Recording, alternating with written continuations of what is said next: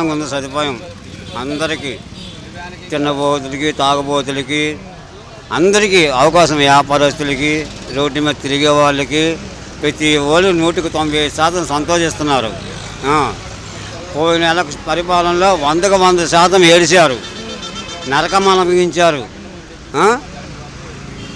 Brandy షాపులు చుట్టూ తిరిగేవాళ్ళు, పోయిన్స్ కాడ పందాల కార్డులకు నుంచుండేవాళ్ళు. ఈ జనాభాను చూసి నా గుడ్డలు బ్రాందీ షాపుల దగ్గర ఎలా నుంచున్నారు చూడు, ఇంట్లో ఏదో చిన్న పని చెప్తే చేసేవాళ్ళు హీరీళ్ళు, నా గుడ్డలు చూడు లైన్లు ఎలా నుంచున్నారని ఆడవాళ్ళు తిట్టుకుంటూ వెళ్ళేవాళ్ళు. ఆ దరిద్రం ఇప్పుడు మనకు వదిలింది. బాగుందండి పరిపాలన. మహానాడు సభలు కూడా జరగబోతున్నాయి. అదైతే కడప జిల్లాలో మినీ మహానాడులు కూడా నియోజకవర్గ వారీలుగా జరుగుతున్నాయి. ఎలా అనిపిస్తుంది? ఇప్పుడు మహానాడికి కానీ దేని కానీ అనేది మంచి స్పందన ఉందండి. ప్రజల గుండెల్లో దూరిపోయాడండి చంద్రబాబు నాయుడు. ఇప్పుడు ఇన్నాళ్ళు నూటికి సందుకి 3-4 అడుక్కునే వాళ్ళు ఉండేవాళ్ళు, పేదవాళ్ళు ఆకలితో పడుకుండేవాడు. 5 రూపాయలు 3 పూటలు, 15 రూపాయలు ఎలాగైనా సంపాదించుకున్నా 3 పూటలు అన్నం తింటున్నాడు. నాకేంటని తొడగొట్టు నిద్రపోతున్నాడు. పోయిన గవర్నమెంట్లో తిండి లేక ఆకలితో అల్లాడిపోయి చాలామంది చచ్చిపోయారు. జగన్మోహన్ రెడ్డి గారు కొన్ని వ్యాఖ్యలు చేస్తున్నారు. మేము కూడా సినిమా చూపిస్తాం, మమ్మల్ని ఇబ్బంది పెట్టేవాళ్ళు సప్త సముద్రాల అవతల ఉన్నా మేము తీసుకొచ్చి వదిలిపెట్టమంటున్నారు. నిజమేనా? వాళ్ళకి జన్మంలో మళ్ళీ అవకాశం లేదు కదండి, మళ్ళీ ఇస్తారనుకున్నా ప్రజలు. మళ్ళీ జగన్మోహన్ రెడ్డి ఒక్క ఛాన్స్ అడిగాడు, ఇచ్చారు. అది వినియోగించుకోలేక ప్రజలతో చెలగాటం ఆడుకున్నాడు. ఆ చెలగాటం అంతా గుండెల్లో దూరిపోయిన ప్రజలకి. మళ్ళీ జన్మంలో జగన్మోహన్ రెడ్డికి అవకాశం లేదు. రేషన్ కూడా రేషన్ డిపోలోనే ఇస్తామంటున్నారు. ఏదైతే పక్కదారి పట్టుకుండా ఉంటుంది వ్యానుల ద్వారా తరలించేవాళ్ళు కదా, ఇంతవరకు డోర్ డెలివరీ అనేవాళ్ళు, అది తీసేస్తామంటున్నారు. జూన్ 1 నుంచి రేషన్ డిపోలోనే తీసుకోవాలి. చాలా మంచిదండి. ఇప్పుడు వ్యాన్ ఉంది, వ్యాన్కి 4 మనుషులు, ఉద్యోగాలు జీతాలు అంతా 27,000 మెయింటెనెన్స్కి ఇస్తున్నారంట. వ్యాన్కి కానివ్వండి, మనుషులకు కానివ్వండి, వీటిలన్నీ ఇచ్చేవాళ్ళు. ఇప్పుడు రేషన్ కార్డు డిపోల్లో పెట్టుకుంటే ఏ ఖర్చు ఉండదు కదండి గవర్నమెంట్కి. అది ఎవరు తినేది? వ్యాన్లు వెళ్ళటము, వాళ్ళకి జీతము, వీళ్ళకి జీతము, పంచులు, ఆయిలు, ఏమండి అది గవర్నమెంట్కైనా లాసు, అది మన మీద పడుతుంది కదా. అదే రేషన్ డిపో అయితే ఆడద్దు కట్టుకుంటాడు, ఆ నాన్నవేదలకు చూసుకుంటాడు. ఇదే అంశంలో పవన్ కళ్యాణ్ గారు 16,000 కోట్లు పక్కదారి పట్టాయి పీడీఎస్ బియ్యం గురించి ఎవరు పెట్టారంట? పాత ప్రభుత్వంలో జరిగిన అవకతవకలు. అసలు పవన్ కళ్యాణ్ గారి వల్ల ఇంత మంచిగా జరుగుతుంది మన రాష్ట్రం. ఇప్పుడు పరిపాలిస్తుంది.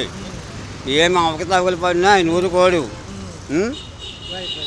ఏం అవకతవకలు పడినా ఆయన ఊరుకోడు. నీతిపరుడు. రాష్ట్రం నడుస్తుంది ఆయనే. రేపు నిన్ను టీడీపీ గవర్నమెంట్ రావడానికి కూడా కారణం ఆయనే. పోరాడాడు, ప్రాణాలు తెగించాడు, ఎదిరించాడు. ఆ దమ్ము చంద్రబాబు నాయుడికి లేకపోయింది.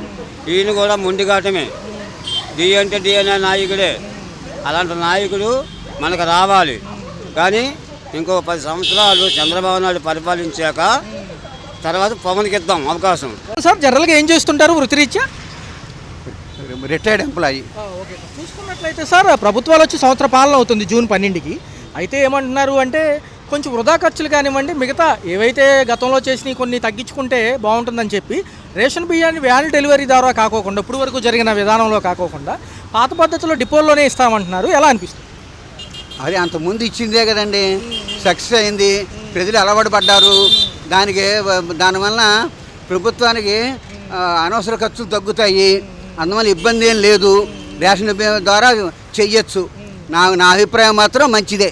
పవన్ కళ్యాణ్ గారు కూడా చెప్పారు సార్ 16,000 కోట్లు పీడీఎస్ రైస్ వల్ల పక్కదారి పట్టాయి. సో దానివల్ల ఇవన్నీ సమపాలనలో చేద్దాం అనుకుంటున్నాం అంటున్నారు. ఒకవేళ ఇబ్బంది అవుతుందా ముసలి వాళ్ళకి, వికలాంగులు? అంతకుముందు చేశారు కదండి, అప్పుడు లేని ఇబ్బంది ఇప్పుడు ఏం వస్తుంది చెప్పండి. అంతకుముందు గత 20 సంవత్సరాలు చేస్తూనే ఉన్నారు. ఇవాళ ఇబ్బంది ఏమి ఉండదు. ఇబ్బంది ఉన్నా తప్పదు, ఎందుకంటే ఖర్చులు అమితంగా అప్పులు చేసి వెళ్ళారు. దాని వడ్డీలు కట్టాలి ఇప్పుడు. మరి అవన్నీ కట్టుకోవాలంటే మరి ఈ పొదుపు పద్ధతులు అవసరం. అదండి ప్రభుత్వాలు 1 ఇయర్ పాలనకు సంబంధించి 4 పథకాలు ఒకేసారి ఇస్తానంటుంది. తల్లికి వందనం ఒకటి, ఒంటరి మహిళలు, వితంతు మనుషుల పెన్షన్లు, దాంతోపాటు ఏంటి అంటే కనుక మిగతా సెక్షన్లు కూడా ఉన్నాయి సార్. మహిళలకు ఉచిత బస్సు గతంలో అన్నారు, ఈ ఆగస్టుకు అవుతుంది అంటున్నారు. ఎలా ఉంది? తప్పదండి, ఎందుకంటే ఒక్కొక్కసారి కొన్ని పథకాలు లేట్ అవుతాయి. తప్పదు. ఎందుకంటే అన్నీ చూసుకుని చెయ్యాలి. ఇప్పుడు మాకు జీతాలు కానీ పెన్షన్ కానీ ఇవ్వాలంటే అప్పులు చేయాల్సి వస్తుందండి. ఆదాయం పెరగలేదు. అంతకంటే మరి ఆదాయం కోసమన్నా మెల్లగా చేసుకుంటూ వస్తున్నారు. అందువల్ల ఆ తప్పు లేదు. టోటల్గా 1 ఇయర్లో నిత్యావసర సరుకుల ధరలు, కరెంట్ ఛార్జీలు ఎలా అనిపిస్తుంది? కరెంట్ ఛార్జీలు ఇవన్నీ గత ప్రభుత్వం పాపమే. ఇదంతా ఈ 3 రకాల ఛార్జీలు ఎక్స్ట్రా వేస్తున్నారు. అదే గత ప్రభుత్వం ఒక ఇదే. ఎందుకంటే అన్నెసరీగా అనవసరంగా అగ్రిమెంట్లు క్యాన్సిల్ చేసుకుని వాళ్ళకి డబ్బులు కట్టేసి ఆ అప్పు బాధ భరాయించలేక ఇవన్నీ వసూలు చేస్తున్నారు మా ద్వారా. చూసుకున్నట్లయితే మహానాడు సభలు 27, 28, 29 కడపలో జరగబోతున్నాయి. క్యాడర్ మొత్తం బాగా ఉత్సాహంగా ఉంది. ఈసారి జూనియర్ ఎన్టీఆర్ కూడా ఆహ్వానం అందింది. ఆయన కూడా వస్తారని ఊహాగానం వినిపిస్తుంది. అలా అనిపిస్తుంది. అందరు కలిస్తే మంచిదే. అది ఈ మహానాడు సభలకు సంబంధించి మినీ మహానాడులు కూడా నియోజకవర్గ వారీలుగా సక్సెస్ఫుల్ అయ్యాయి. ఎలా ఉంది సార్? ప్రభుత్వం ఏం ప్రకటించబోతుంది? ఏదైనా పట్టపగ్గాలు లోకేష్ గారికి అప్పచెప్తారా? ఏదో అనుకుంటున్నారు కానీ మరి అదేంటో ఇంతవరకు ఊహకు అందనది. అది టోటల్గా అయితే అంతా బాగానే ఉందండి. చూసుకున్నట్లుగా జగన్మోహన్ రెడ్డి గారు స్థానిక నేతలతో మాట్లాడేటప్పుడు కానివ్వండి, సభా సమావేశాలు చెప్పేటప్పుడు కొన్ని వ్యవస్థల గురించి చెప్తున్నారు. ఏవైతే నిర్వీర్యం అయిపోయినాయో కూటమి ప్రభుత్వం వచ్చి ఒక 1 ఇయర్ పాటు అంటున్నారు. నిజంగా నిర్వీర్యం అయిపోయినాయా? ఆ వ్యవస్థకు సంబంధించి ఫ్యామిలీ డాక్టర్ 104 వ్యవస్థ ఒకటి. రెండోది చూసుకుంటేనేమో ఏదైతే ఈ రేషన్ డీలర్కి సంబంధించి ఇంతవరకు ఈ డోర్ డెలివరీ ఉండేవి. ఇప్పుడు ఏంటంటే డిపోలోనే ఇస్తామంటున్నారు. జూన్ 1 నుంచి అమలు. దీంతోపాటు వాలంటీర్ వ్యవస్థ. అసలు ఏం జరుగుతుంది? ఇప్పుడున్న ప్రభుత్వాలు ఏం చెప్తున్నాయి అంటే అధిక బడ్జెట్లు వీటికి అయిపోతున్నాయి. 27,000 ప్రతి నెల రేషన్ వ్యాన్లకి మెయింటెనెన్స్కి వాటికి ఇవ్వాల్సి వస్తుందంట. సో మిగతా అన్నీ కూడా వేస్ట్కి సంబంధించినవన్నీ ఈసారి ఉండవంటున్నారు కదా, ఏమంటారు? ఇది డీలర్షిప్ పద్ధతి బాగుంది.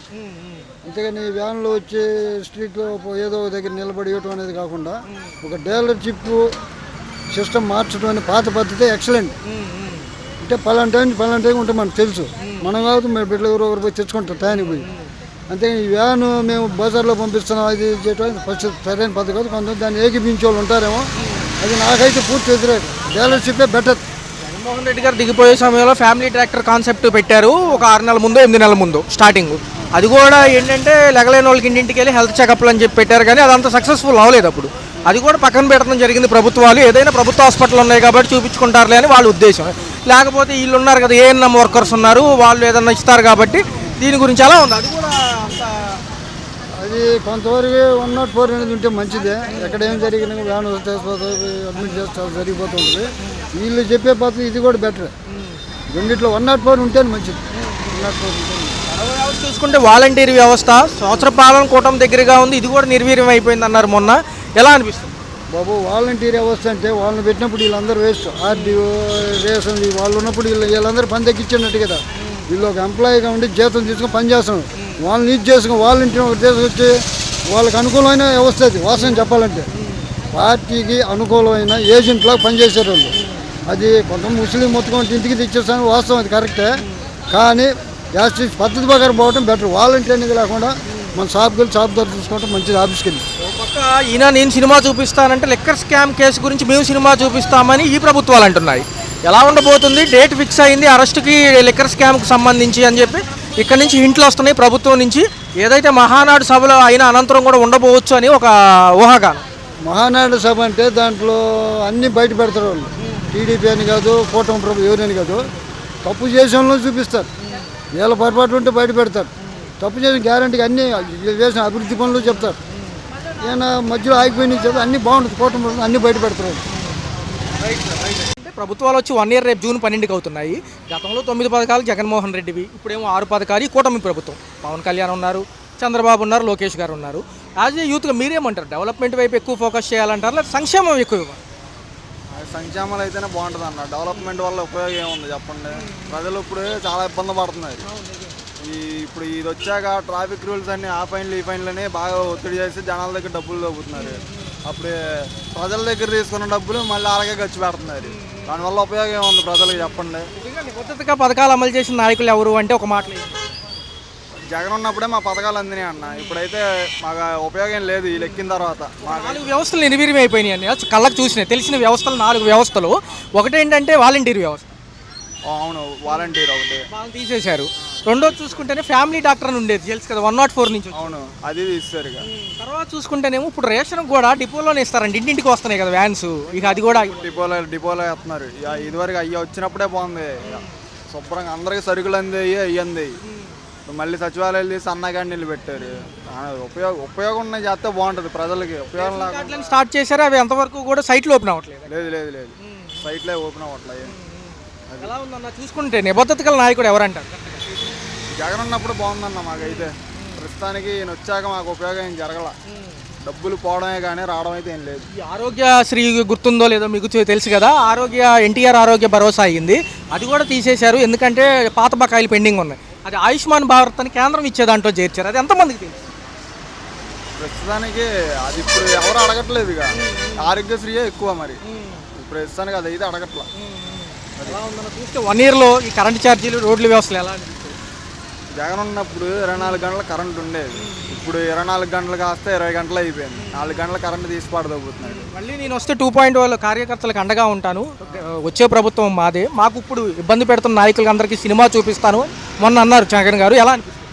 సేమ్ అదే, అది నిజమేగా. మరి సినిమా చూపించడం అనేది నిజమే. ప్రజలైతే చాలా ఇబ్బంది పడుతున్నారు అన్న. హెల్మెట్ లేకపోవడాలి ఇవన్నీ కామన్. అది ఒకటిద్దరు పెట్టుకోకుండా తిరుగుతారు. దానికి 10,000 20,000 ఫైన్లు అంటే ఇప్పుడు మధ్యతరగతి వాళ్ళు ఉంటారు, వాళ్ళు ఎలా కడతారు?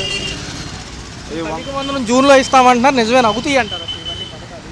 జూన్లో వాళ్ళు చెప్పాన్ని ఏముండదన్న.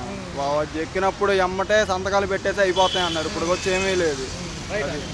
ఏంటంటే జగన్మోహన్ రెడ్డి హయాం చూశారు, ఇప్పుడేమో టీడీపీ కూటమి ప్రభుత్వం అందరూ కలిసి వచ్చారు. 1 ఇయర్ రేపు జూన్ 12కి అవుతుంది, 1 సంవత్సర పాలన. ఎలా అనిపిస్తుంది?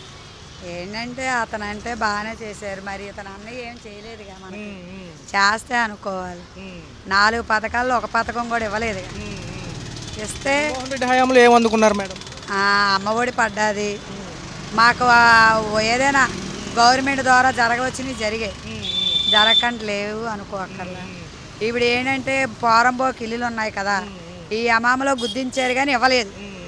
అలాగే ఉన్నాయి రాజీనగరం కట్ట మీద. మొన్న వరదలు వచ్చాయి కానీ చచ్చామా బతికామా అని కూడా చూడట్లా వీళ్ళు. ఆ జగన్మోహన్ రెడ్డి గారు ఉండేటప్పుడు ఇంటింటికి వచ్చి ఏదో వాళ్ళకి కలిగిన వాళ్ళు ఇచ్చారు, కుర్రోళ్ళు పెట్టి. అది జగన్ గారు అంటున్నారు, నా హయాంలో కొన్ని వ్యవస్థలు ఉండేవి, అవన్నీ ఇప్పుడు నిర్వీర్యం అయిపోయినాయి. ఒకటి వాలంటీరు, రేషన్ ఏమో డోర్ డెలివరీ అన్నారు, జూన్ 1 నుంచి అది కూడా తీసేస్తాము, ఓన్లీ డిపోల్లోనే తీసుకోవాలంటారు. డిపోల్లో అన్నారు ఇప్పుడు. మరి ఇవన్నీ మారుస్తూ ఉంటే మరి మాకు కూడా ఇబ్బందే కదా. అదే కదా మేడం. మరి మహిళలు లేకపోతే పనులకు వెళ్ళే వాళ్ళు, వికలాంగులు, ముస్లిం ముతక వెళ్ళాలంటే ఇబ్బంది కదా. మరి అవి కూడా ఆలోచించుకొని మరి 4 పథకాలు దింపుతారో మరి ఏం జరుగుద్దో తెలియదు కదా ఈ సంవత్సరంలో. ఇబ్బంది. కరెంటు బిల్లులు ఎలా ఉన్నాయి? కరెంటు బిల్లు కూడా ఎక్కువే వస్తుందండి. ఇప్పుడు ఏంటంటే ఒక నెల కట్టకపోతే 2వ నెలలో కంపల్సరీ తీసేయడమే అంటున్నారు కానీ ముంచి ఏ పెనాల్టీ వేసో కట్టడాలు లేదు, తీయడాలే ఫీజులు పీకేస్తున్నారు. మరి ఇబ్బందే కదా. వాళ్ళ హయాంలో వాలంటీర్ వ్యవస్థ ఉండేది, వారంటరీ ఉన్నారు. వాళ్ళ హయాంలో వీళ్ళ హయాంలో వారంటరీ లేరు. వచ్చి కూడా ఏం జరిగిందని కూడా అడగట్లేదు. పక్క చూసుకుంటే అప్పుడు ఆరోగ్యశ్రీ అందరూ ఉపయోగించుకున్నారు, ఈ ప్రభుత్వాలు లేదు. ఆరోగ్యశ్రీ లేదు అంటున్నారు. ఇప్పుడు ఏది జరిగినా డబ్బు పెట్టి చూపించుకోవడమే అవుతుంది. కేంద్ర ప్రభుత్వం ఇచ్చే ఆయుష్మాన్ భారత్ కార్డులు తీసుకోండి అంటారు, ఎంతమంది తెలుసు? అనుకున్న జాబుకి కూడా పెట్టుకున్నా రావట్లేదు. పిల్లల చదువులు అయ్యాయి, మరి ఏమైనా చూస్తారా చేయరా అని చూంటుంది. రేషన్ పక్కదారి పడుతుంది, అందుకే మేము డిపోల్లో ఇస్తున్నాము. పవన్ కళ్యాణ్ గారు మాట్లాడుతున్నారు 16,000 కోట్లు అంటే పక్కదారి పట్టినాయి. నిజమేనా? అది నిజమే ఎంతో అబద్ధం ఎంతో మనకు తెలియదండి. అది అలా అందమే. అది నిజం ఎంత అబద్ధం ఎంతో. ఫ్యామిలీ డాక్టర్ అని చెప్పేంతవరకు ఇంటింటికి వచ్చి చూసేలేవు. ఇప్పుడు అది కూడా లేదు, ఫ్యామిలీ డాక్టర్ లేదు, ఏమీ లేదు. వారంటరీ అనేదే కనబడట్లా. ఏవేనంటే వెళ్ళి మనం అక్కడికి వెళ్ళి కొనుక్కోవటమే. ఏది జరిగినా ఇంటి పన్ను ఆగిపోయినా కరెంటు బిల్లు ఆగిపోయినా మనం డైరెక్టర్కి వెళ్ళడమే. ఇళ్ళకొచ్చి ఏం జరిగాయమ్మని అడగట్లా. మరి అది ఆ ప్రభుత్వంలో జరిగేస్తుంది.